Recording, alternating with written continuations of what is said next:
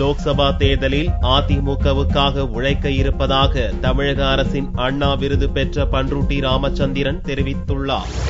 தமிழக அரசின் சார்பில் சிறப்பு விருதுகளை தலைமைச் செயலகத்தில் முதல்வர் ஜெயலலிதா ஞாயிறன்று வழங்கினார். சமீபத்தில் தேமுதிகவிலிருந்து ராஜினாமா செய்த பண்ருட்டி ராமச்சந்திரனுக்கு தமிழக அரசின் அண்ணா விருது வழங்கப்பட்டது. முதல்வர் ஜெயலலிதா கையால் விருது பெற்ற பண்ருட்டி ராமச்சந்திரன் லோக்சபா தேர்தலில் அதிமுக வெற்றிக்காக பாடுபட போவதாக தெரிவித்தார். தமிழ்நாட்டை பொறுத்தவரையிலே இன்றைக்கு அனைத்து இந்திய அண்ணா திராவிட முன்னேற்ற கழகம், கம்யூனிஸ்ட் கட்சிகள் இவைகள் எல்லாம் சேர்ந்து ஒரு முற்போக்கு கூட்டணி அமைத்திருக்கிறது.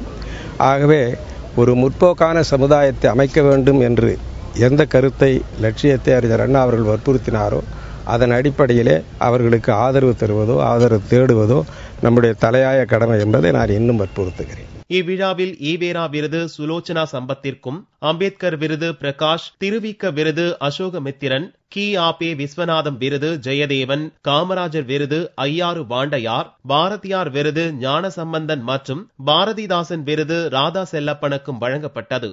விருதுடன் தலா 1 லட்சம் ரூபாய், 1 சவரன் தங்க காசு, விருதுக்கான தகுதிச் சான்று ஆகியன வழங்கப்பட்டது.